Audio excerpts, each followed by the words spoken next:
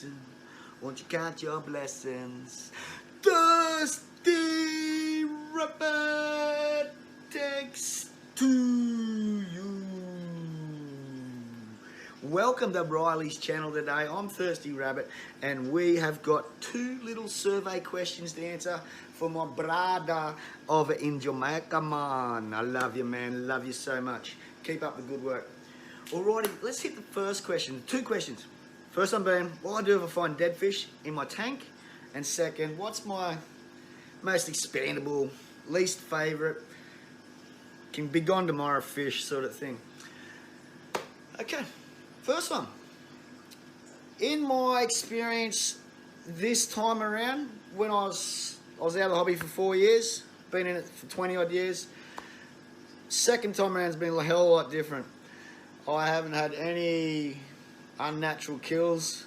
I've had mistakes where I've put fish together and didn't separate or get the divider back in time, and I've had kills from a jaguar male killed 2 females. I've had a Feste red terror kill 3 females. And behind me here in this tank, we lost a good mate, Muzza, rest in peace, Muzza, Murray Cod. He was in the tank by himself. So that was a bit of a, what happened there, but I actually seen it with my own 2 eyes. A pest spray come around, sprayed for cockroaches. I seen poor Muzza spit out a cockroach. The day later, 2 days later, I come out and he's barely up in the morning. Very hard day, very hard thing to watch. I didn't have to do any tests because I knew the cockroach was in there. I knew the cockroach was poisoned. So there was nothing I could do. Everything was internal poisoning. So I just got everything out, cleaned the pump in that water, and then started siphoning out another tank, cleaned the pump in the other tank's water, put the pump back in, and then refilled it up and set it up like a new tank. Waited for that little bit of a cycle, and we're away to go. But normally when I have fish die here, it's normally by fighting. So the first thing you can tell is scale damage, fin damage, eye damage. If there was none of that, I'd look for slime coat, fungi around the eyes, cloudy eyes, stuff like that. The colour of the gills, you'd look at that, eternal. And then if you want the swelling around the intestines and all that sort of thing, look for worms in both feces in the tank and internal. Other than that, all you can do is test the water for a lot of things like temperature. Number 1, temperature. 2, check that you had enough aeration. Could have died of suffocation, could have died of temperature. And then you'll check your nitrates, your nitrites, your ammonias, your KH, your GH, your general hardness, all that sort of thing. And then you'd accommodate to that. And it's like, imagine, no, don't imagine it. We'll get away from that. I was going to say, like, yeah, you wouldn't, I've got to say it now, don't I? You wouldn't sleep in a bed in the same sheets and everything that someone's died in. It's been lying in there a couple of days or a few hours even. Like, you want to clean those sheets, you want to detox the whole room, you want to aerate it, wipe down everything. So it's sort of basically how I think how I would treat a tank. So you'd be doing daily water changes for a while, I would imagine. I do it anyway. But like I said, most of my kills have been from aggression and accidents like the old poison cockroach. But tanks like the Australian native tank, where I've got a lot of fish in, and they've actually got fungi on them because they're caught from the wild and brought into what close enough natural habitat as what you can provide them in a non-habitat natural way into this tank. They're going to get fungi. So I'm treating that tank with safe, like that's what I normally dechlorinate my water with.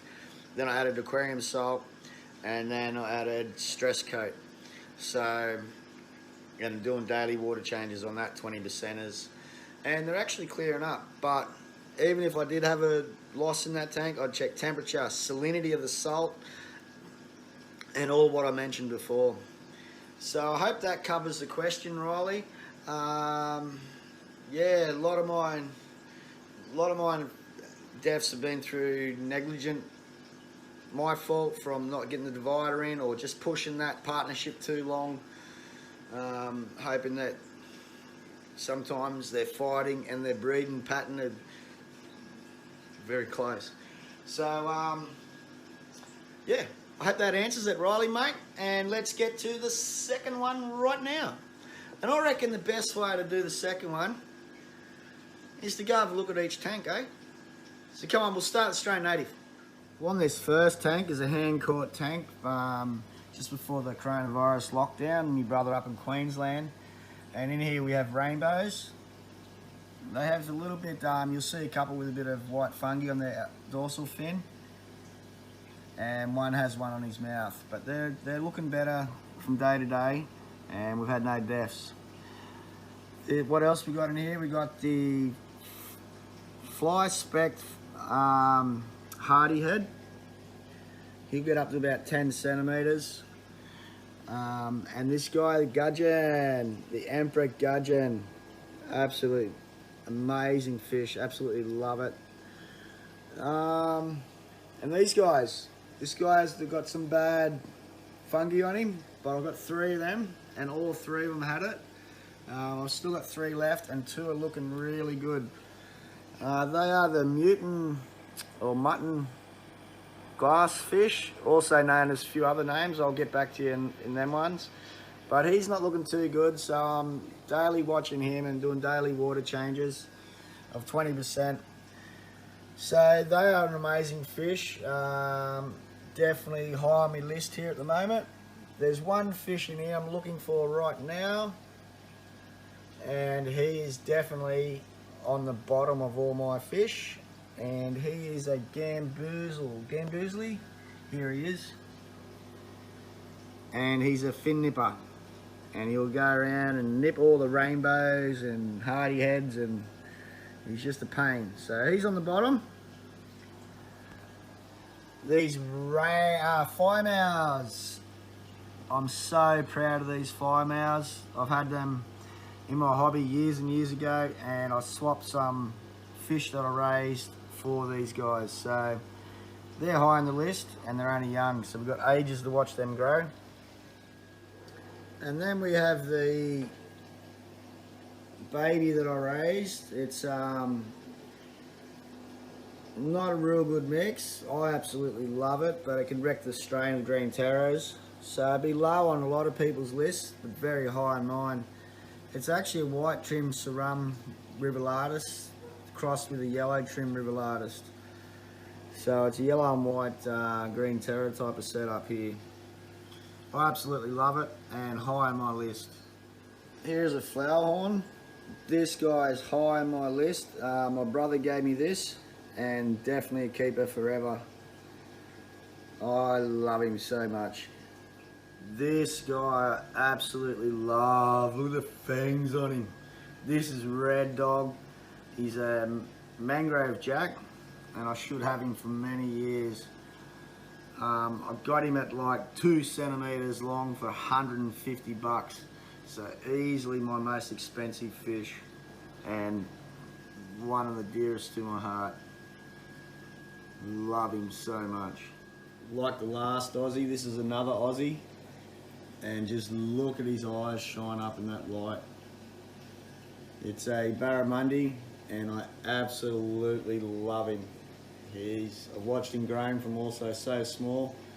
I'm going to have him many years before I pass him onto a farm, because this guy will be bigger than this tank. Look at him. Now we come to my Red Devil tank. This guy here, I absolutely love him. He's been my mate also from the baby, when he had the grey and the black stripes. He's my mate. I actually call him mate, and he ain't going anywhere. But this one here, as much as I love her, she's still only young, she's still only 2, but she's not showing any signs of pairing up with this guy. So unfortunately, as much as I love her, she is down the bottom of the list.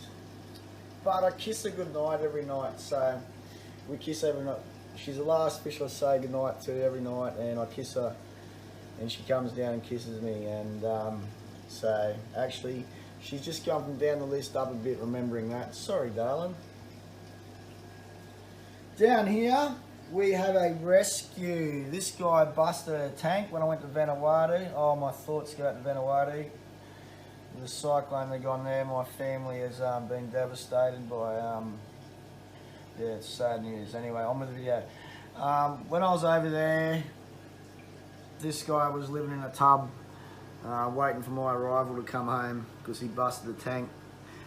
This one here is another Aussie, but very low on my list. I've got no connection with him or any feelings for him whatsoever. He was one of 6 that I got for $10. Yeah. So out of all of them, it'll be him and the Gamboozly. These guys here, absolutely love them. My biggest pair of Oscars, not a fin or scale out of place, and she's starting to show some signs, just waiting for him to react. The colder weather coming, heating up this tank, so let's see what happens with them. But absolutely love these guys. And we come to the purple flame fader flower horn.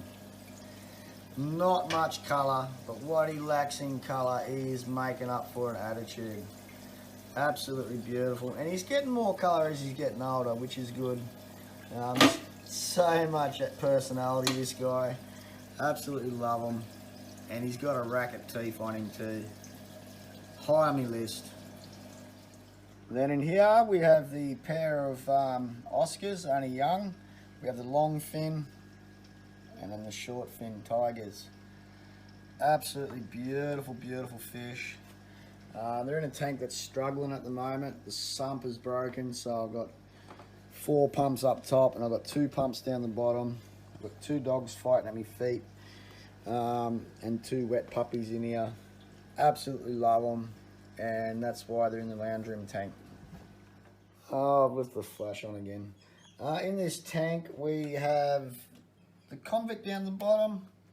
He'd probably be the most desirable in this tank, although I do have little feelings for her. Other than that, I love the silver dollars. They're just amazing to watch. She is an absolute pain in the butt, even though she's been good to me and given me a lot of fry. That's the mum to that other fish. She's actually bashing up the dad in here, and he's always over the back hiding. The war room my brother gave to me, absolutely love. This pair of Oscars is sort of mixing up at the moment with this Oscar. He's sort of coming in taking the girl. So it's going to be interesting which ones are going to pair up out of these. These Oscars, when they were sold to me, they were colour enhancing food, and they were really, really gold. And it was disgusting how the owner sold them to me as unique gold when clearly they're orange, or the typical red, you know what I mean? So... not the shop's fault. Yeah, they are a little bit disappointing, but I love them. Everything's good with them, and I'm actually hoping one of them pairs up with this guy, because he is beautiful. Other than that, so the least one in here is convict. Woo, bright light, bright light. And then we'll have the perch and the Gamboozly little fin nipper thing. Other than that, the rescues, like the Texas and the VJ, we first to go. Jaguar, I didn't even show him, he's going. So yeah, I've got a couple down the bottom of the list, but everything else, man, I absolutely love and will be in my hobby for as long as I can keep them. Thanks for having me, mate, and stay safe. I'm thinking of all you guys over there, and stay safe, everyone. Please comment, follow, like, do what all that YouTuber stuff does, and see you in the next one. One world, one love. Peace.